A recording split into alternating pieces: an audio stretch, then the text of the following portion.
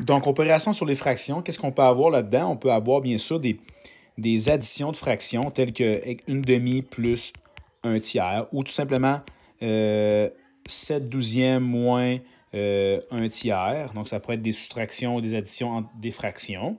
On pourrait également multiplier des fractions. Exemple, 1/8 fois 1/8. Ou plus rarement, là, diviser des fractions. Qui est comme ça ici, mettons, 7/8 divisé par 1/3. Cette partie-là de la division de fraction, on va moins l'explorer un peu. Ce qui va être pratique dans les proportions, dans les probabilités, excusez-moi, c'est d'additionner des fractions ou soustraire et également de multiplier des fractions qu'il faut être capable de se rappeler comment faire.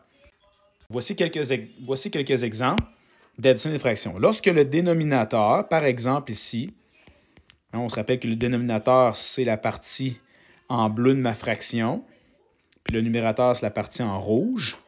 D'accord? Pour la première fois ici, je te l'ai montré. Donc, lorsqu'on additionne des fractions avec le même dénominateur, on ne fait que remarquer le dénominateur qui est là.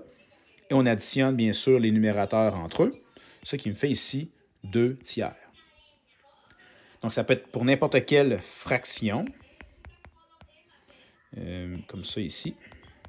Ça va me donner ici 6/7. D'accord? Donc, on peut aussi le faire avec des fractions qui n'ont pas le même dénominateur. Par exemple, si on prend ces deux fractions-là ici, on prend le 1/3 et le 4/7, puis on les additionne ensemble, juste pour, j'ai pris les mêmes chiffres là, pour ne pas vous mélanger.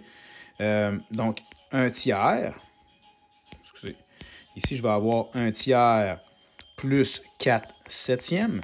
Donc, ce qu'il va avoir ici, il va s'assurer, on ne peut pas additionner juste les numérateurs ensemble puis dire ça fait 5 ou, exemple, 5 dixièmes. On ne peut pas additionner ça ensemble, malheureusement.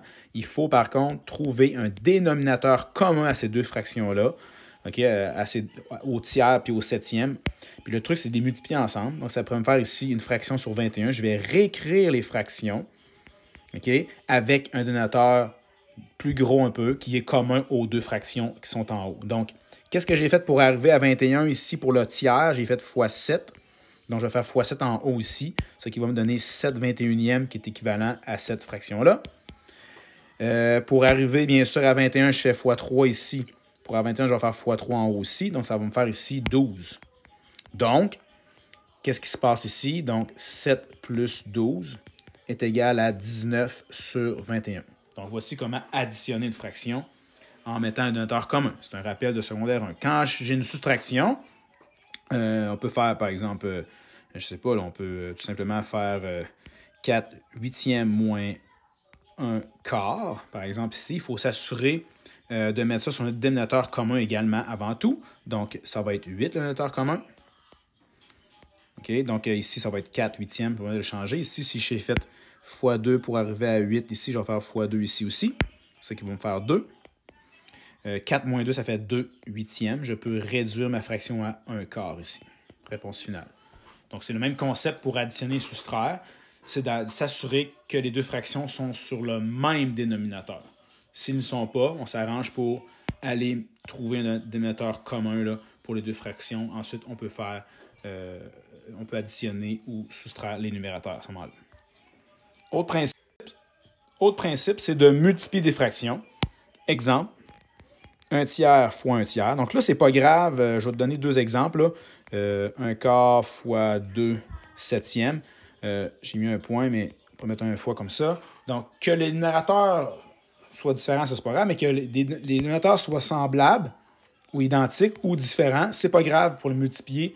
On s'en fout, on passe par-dessus ça. La règle, c'est de multiplier les numérateurs entre eux et les dénominateurs entre eux. Par exemple, ici, 1 fois 1, ça donne 1. 3 fois 3, ça donne 9. Donc, 1/3 fois 1/3, ça donne 1/9. Ici, 1/4 fois 2/7. Il ne faut pas se préoccuper de ça de mettre sur 28 là, et tout ça. Okay? On ne fait pas ça. On fait juste multiplier, comme j'ai dit tantôt, 1 fois 2 puis 4 fois 7. Ça nous donne ici 2 sur 28. On peut réduire à 1 sur 14 ici. Aussi simple que de multiplier ensemble les numérateurs, les dénominateurs. D'accord? C'est un peu le concept. Je vais faire un autre exemple. Si j'ai 1/3, peut-être pas 1/3, là, 1/8, je vais y aller avec 4/8 fois 1/2. Ben là, on va avoir aussi 4 fois 1, ça donne 4. 8 fois 2, ça fait 16. Donc ici, j'ai 1/4. OK?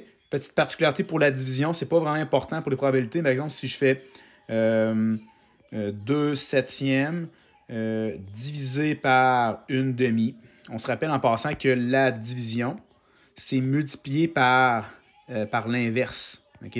Donc, l'inverse d'une demi, c'est, on fait juste intervertir en passant le numérateur et le dénominateur. Donc, ça revient à écrire 2 septièmes. En fait, on ne divise pas les fractions, on les multiplie par l'inverse. Parce qu'on est bon pour la multiplier. Oui, j'ai interverti mon 1 et mon 2 dans la deuxième fraction. Donc, ça fait ici 2 fois 2, ça donne 4. Sur 7, donc 4 septièmes pour avoir divisé, ça revient à multiplier par 2 unièmes. Donc, c'est un peu le concept de la division qui est semblable à la multiplication. À ce moment-là, on s'assure toujours d'avoir des réponses aussi qui sont réduites à la fin. J'espère que ça vous a aidé.